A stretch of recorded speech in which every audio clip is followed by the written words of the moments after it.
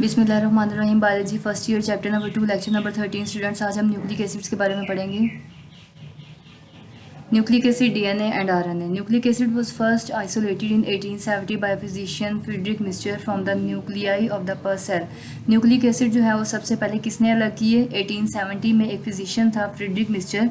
कहाँ से अलग किए? From the nuclei of the पस सेल्स। पस सेल मतलब जो बॉडी के अंदर फिंसियाँ वगैरह बन जाती हैं, उसमें जो येलो कलर का मटेरियल होता है उसके न्यूक्लियाई में से अलग किए। ड्यू टू देयर आइसोलेशन, इनकी अलहदगी की वजह से, फ्रॉम न्यूक्लियाई न्यूक्लियस में से, एंड देयर एसिडिक नेचर, और इनकी नेचर कैसी होती है? तेजाबियत वाली होती है। दे वर नेम न्यूक्लिक एसिड। कहाँ से अलग किए थे? न्यूक्लियाई में से। और ये कैसे होते हैं? एसिडिक होते हैं, इसीलिए इनका नाम न्यूक्लिक एसिड रखा गया है। टाइप्स ऑफ न्यूक्लिक एसिड कितने हैं? They nucleic acids are complex substances. Nucleic acids are of two types, deoxyribonucleic acid and ribonucleic acid. तो डीऑक्सीराइबोन्यूक्लिक एसिड और राइबोन्यूक्लिक एसिड में क्या फ़र्क है? डीएनए अगर इन क्रोमोसोम्स, क्रोमोसोम्स के अंदर डीएनए मौजूद होता है in the nuclei of the sales.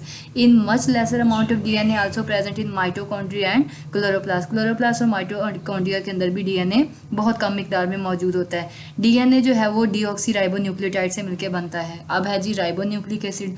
RNA is present in nucleolus, in ribosome, cytosol and in smaller amount of the other parts of the cell। RNA जो है वो न्यूक्लियोलस जो के अंदर मौजूद होता है, राइबोसोम्स, साइटोसोल और कुछ और in small amount of other parts of the cell के अंदर मौजूद होता है।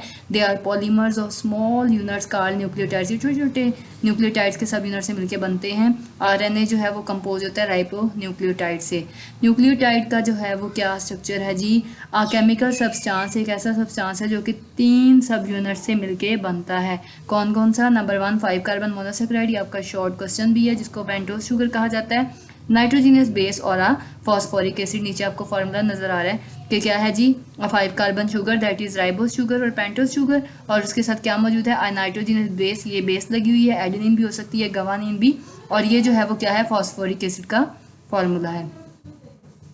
नेक्स्ट पेंटोज शुगर के बारे में। Pentose sugar in RNA is ribose, वाले in DNA it is deoxyribose. Ribose में आरएनए में राइबोस शुगर कहलाएगी, जबकि डीएनए के अंदर डीऑक्सीराइबोस कहलाएगी। नाइट्रोजिनस बेसिस जो हैं 2 टाइप्स की होती हैं, एक होती है पायरामिडीन और दूसरी होती है जी प्योरिन। ये भी शॉर्ट क्वेश्चन है, differentiate between pyrimidine and purine. Single ringed pyrimidine होते हैं और प्योरिन जो है वो डबल रिंग्ड होते हैं। पायरामिडीन में कौन कौन सी आती है नाइट्रोजनस बेसिस? साइटोसिन आ जाती है, थायमिन आ जाती है और यूरेसिल आ जाती है। थायमिन डीएनए के अंदर, जबकि यूरेसिल आरएनए के अंदर मौजूद होती है।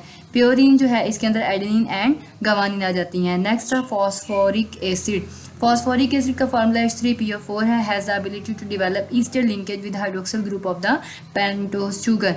तो ये इसके अंदर क्या एबिलिटी है? ये ईस्टर लिंकेज बनाता है पेंटोज शुगर के साथ और लिंक करता है हाइड्रोक्सिल ग्रुप के साथ। In a typical nucleotide, the nitrogenous base is attached to position 1 of the pentose sugar, while phosphoric acid is attached to carbon at position 3 of the pentose sugar in front, and carbon at position 5 of the pentose sugar behind it when in chain। पीछे जो formula बताया था उसमें अगर देखा जाए तो nucleotide का स्ट्रक्चर जब देखा जाता है तो नाइट्रोजनस बेस जो है पोजीशन नंबर 1 पे जो है वो राइबोस शुगर के साथ अटैच है, और फॉस्फोरिक एसिड जो है वो कार्बन नंबर 3 के साथ जो है वो अटैच है। Pentose sugar is link with phosphate forming double Easter linkage. Pentose sugar जब फॉस्फेट के साथ अटैच होती है तो डबल ईस्टर लिंकेज बनता है। Linkage is known as phosphodiester linkage. ये भी आपका शॉर्ट क्वेश्चन है। अब डिफरेंशिएट आ जाता है न्यूक्लियोसाइड और न्यूक्लियोटाइड में। Compound formed by the combination of a base and a pentose sugar. जब एक बेस और पेंटोज शुगर आपस में मिलती है तो न्यूक्लियोसाइड कहलाती है, और जब एक न्यूक्लियोसाइड और फॉस्फोरिक एसिड आपस में कंबाइन होते हैं तो न्यूक्लियोटाइड बनती है।